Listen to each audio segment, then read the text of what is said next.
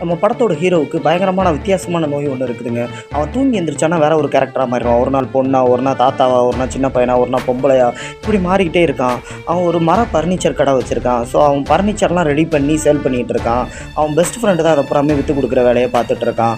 அப்போ ஒரு நாள் எதர்ச்சியா ஒரு பொண்ண பார்க்குறான். அந்த பொண்ணு இவனுக்கு ரொம்ப புடிச்சு போயிருது. அந்த பொண்ணுகிட்ட போய் இவன் ப்ரப்போஸ் பண்ணணும்ன்ட்டு ஒவ்வொரு நாளும் போறான். ஆனா ஒவ்வொரு நாளும் வேற வேற கேரக்டர்ல போறதுனால அந்த பொண்ணு வேற வேற அது மாரி மாறிக்கிட்டு இருக்கான். ஒரு நாள் என்னைக்கு நல்ல அழகான பையனா நம்ம மாறுறோமோ அன்னைக்கு போலான்னு பார்த்துட்டு இருக்கையில அந்த நாளும் வந்துச்சு. சரி ஓகே நான் அவட்ட போய் ப்ரப்போஸ் பண்ணிடுறான். அவளுக்கும் இம்ப்ரெஸ் ஆகி உடனே அக்செப்ட் பண்ணிக்கிறா. இவங்க எங்கே தூங்குனோம்னா நம்மளோட உருவம் மாறிடுமோன்னு சொல்லி 3 நாள் தூங்காமல் அவ கூடயே ஊரை சுற்றிக்கிட்டு பேசிக்கிட்டு இது பண்ணிக்கிட்டு இருக்கான். அப்போ ஒரு நாள் தெரியாமல் அசந்து தூங்கிடுறான். தூங்கி எந்திரிச்சு பார்த்தா இவன் வழுக்க மண்டையோட வயசான ஒருத்தனா மாறிடுறான். ஐயோப்பா இப்போ என்ன செய்யறதுன்னு தெரியாமல் முழிச்சுக்கிட்டு இருக்கான். அவளும் ஃபோன் அடிச்சுக்கிட்டே இருக்கா. அவனால் எடுக்க முடியலை. இப்போ என்னடா பண்ணுறதுன்னு தெரியாமல் முழிச்சிட்டு இருக்கோம். சரி பேசாமல் அவட்ட உண்மையை சொல்லிடுவோன்னு சொல்லிட்டு அடுத்த நாள் பொண்ணு கேரக்டருக்கு மாறிடுறான். அவட்ட போய் நடந்த விஷயத்தெல்லாம் சொல்கிறான். எனக்கு இப்படி ஒரு பிரச்சனை இருக்குது, அதனால தான் நான் அப்படி ஆயிட்டேன் அப்படின்னு சொல்லி. சரி எங்கப்பா உன்னைட்டு செக் பண்ணி பார்த்துருவோன்னு அவன் நைட் அவன் கூட ஸ்டே பண்ணுறா. பார்த்தா தூங்கி எந்திரிச்சு வேற ஒரு பையனா எந்திரிச்சு வர்றா. அதுக்கப்புறமா அவளோட கண்டெக்ஷனை புரிஞ்சுக்கிட்டு சரி ஓகேன்னு சொல்லிட்டு இவன் கூட வாழ ஆரம்பிச்சிடறா. டெய்லி இவன் ஒவ்வொரு கேரக்டருக்கு மாறும்போலாம் ஃபோட்டோ எடுத்து வச்சு அதை பார்த்து பார்த்து ரசிச்சிட்டு இருக்காங்க.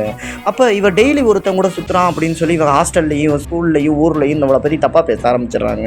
இப்படி தப்பாக பேசுகிறாங்களேன்னு சொல்லிட்டு இவ தூக்க மாத்திரை அடிச்சிடுறா.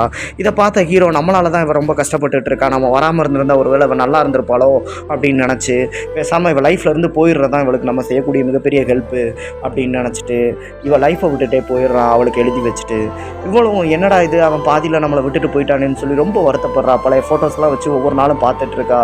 அப்போ ஒரு நாள் எதர்ச்சியாக ஆன்லைனில் அவனோட செஞ்ச சோஃபா செட்டு வந்து ஆர்டருக்கு வந்திருக்கு. அதை பார்த்துட்டு அட்ரஸை பார்த்துட்டு நேராக அவன்கிட்ட போய் அவன்கிட்ட பேசுகிறா.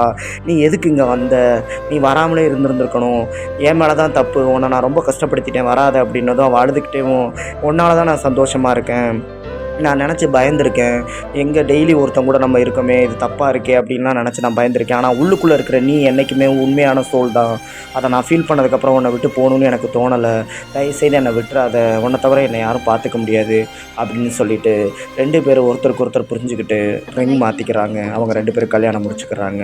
அதுக்கப்புறம் டெய்லி ஒவ்வொரு கேரக்டரில் ஹீரோயினை ப்ரப்போஸ் பண்ணிவிட்டு கல்யாணம் பண்ணிவிட்டு வாழ்க்கை ஜாலியாக போயிட்டுருக்கு.